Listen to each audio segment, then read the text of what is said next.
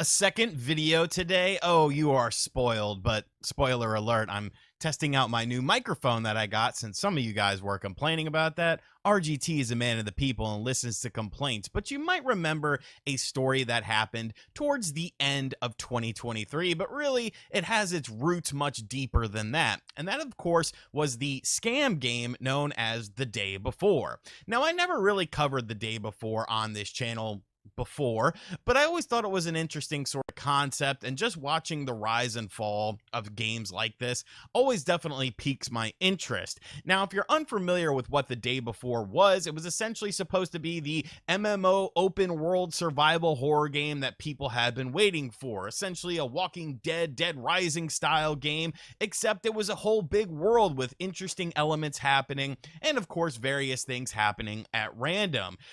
But then you got into the whole situation about the game itself. And once it was actually kind of showcased, people quickly realized that the game that they were excited for and hyping up, and that the developer Fntastic had been hyping up themselves, wasn't quite what it seemed. We got a trailer for the game and it looked like a big asset flip of other predetermined and pre-purchasable assets in things like the Unreal Engine. There were stories about the development team not paying people, using volunteers, tons of delays. There was questions about trademarks as far as if they actually own the trademark for the name of the game. It was a very suspect situation, but then it all came to a head because the game finally released, and spoiler alert, it was absolute crap. It was absolute diarrhea. There was pop-in, there was horrible frame rate. The world itself was barren, a barren wasteland with nothing going on in it. It looked like a rushed asset flip game that you see time and time again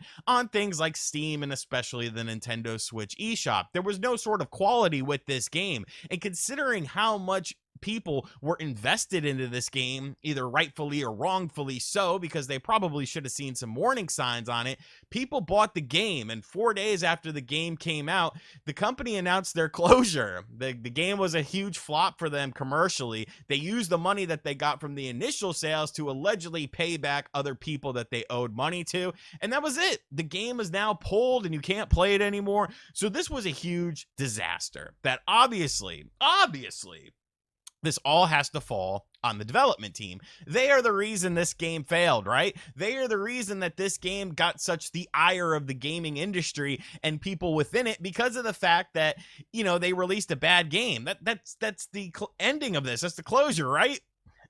Well, clearly it's not, because we're still here and we have the company now blaming you and blaming others instead of blaming themselves. So this popped up on Fntastic's Twitter, and I was enamored with this. I was enamored with this statement, because you gotta be pissing on somebody's leg and telling them that it is raining in order to believe any of this, in order to think that any of this has any sort of merit. So we're gonna read it here. This is coming from them earlier this morning. I'm sure they are a foreign company, so that was probably, you know, in their normal time.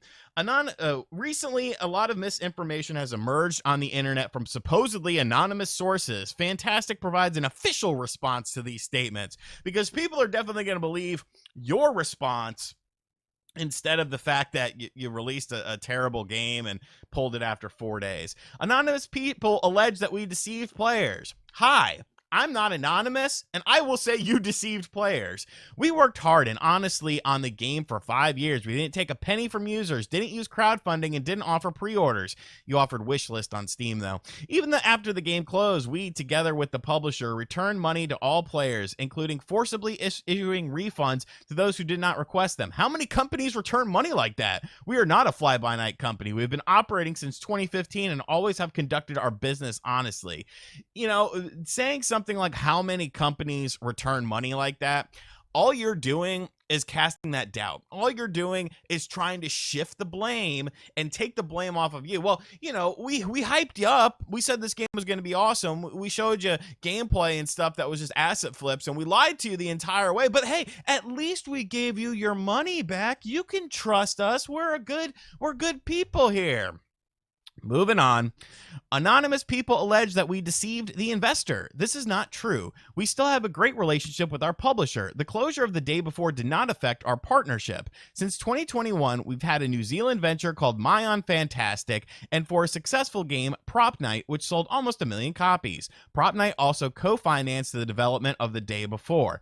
I mean, you could show how much, or give a figure or something of how much the investor, because Mytona Fntastic is just a subsidiary company of yours. So I don't see how that has anything to do with anything in this situation. But okay, whatever. I'm not gonna harvest too much on that, or harp too much on that. We'll move right along here. Anonymous forum employees tell different stories about the development. I'm sure the development of this game was an absolute nightmare.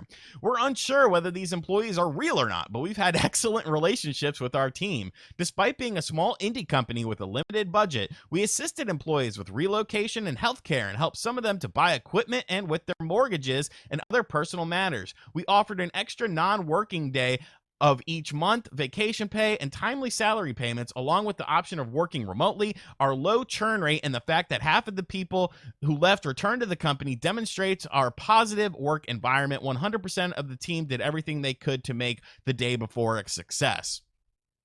I mean, if that's the case, like, you seem almost too gracious in this. Like, I get it, big business, bad, evil, or whatever, but a business sets out to make money. A business sets out to make a quality product, to fill a niche or fill a market that doesn't quite exist, or do something that already exists in the market, but saying that you could do something better than it. It seems like you kind of hatched your eggs before the cart, or whatever the saying. You put the horse before the cart, or the cart before the horse.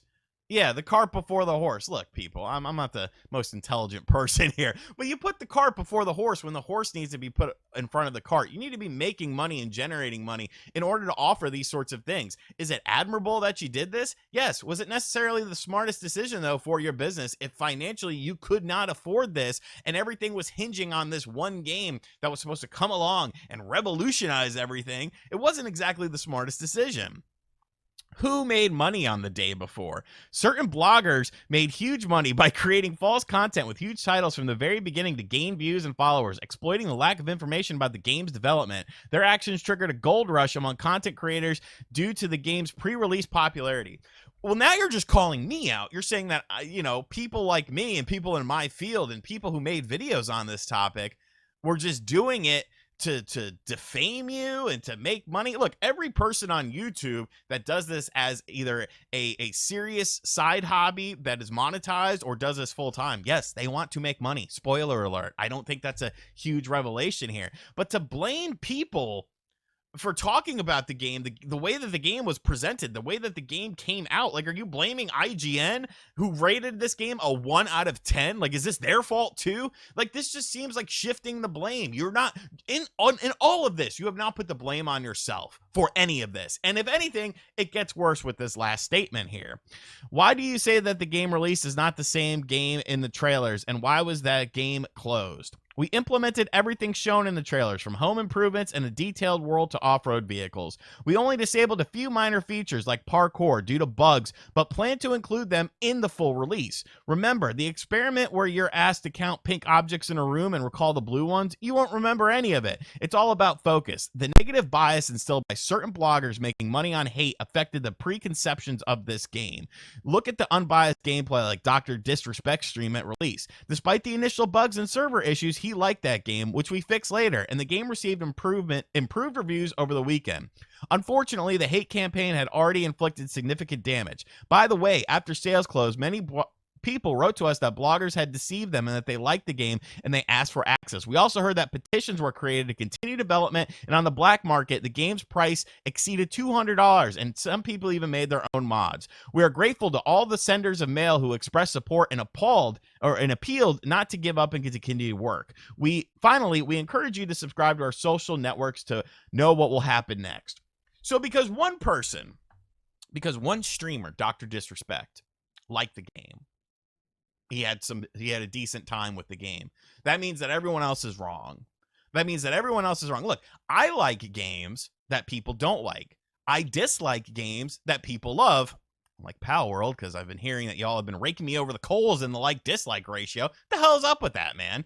But, like, people like different styles of games. But if a vast majority of people are saying your game sucks, and I can quickly go and see gameplay footage, I can quickly go and see review footage, I can quickly go and see gameplay trailers or live streams of this game, it's not the fault of the person playing it. It's not the fault of the person experiencing the game and giving their own thoughts on it. It's the fault of the game itself. And yes, some people do have biases. Some people do like certain things more than other people like certain things, but it's all a system of checks and balances. It's kind of like my videos. I always tell people, don't go for my word on a situation. Listen to other people too. I'm just one person with one opinion who happens to have a following on YouTube. So I don't ever consider my word to be like be all end all. I might joke around about it, but in the grand scheme of things, it's just my opinion on something. And if people agree with my opinion, that's great. If people disagree with my opinion, that's great. I'm all about a dialogue. I'm all about a conversation about something. But to simply sit there and blame everyone, blame people, blame bloggers, blame this, blame that, blame people's misconceptions, blame the fact that people expected too much, and instead of pointing the finger at yourself for your own failures, just shows a victim mentality that is rampant in video game culture and in the world culture right now. Everybody wants to be a victim. Everyone sets themselves up to be a victim so they can try and garnish sympathy. Thankfully, in this situation, you had already damaged yourself enough to where nobody's going to give you sympathy for this situation because it all falls on you. If an artist makes a bad music album, if a pizza maker makes a bad pizza pie, whose fault is it?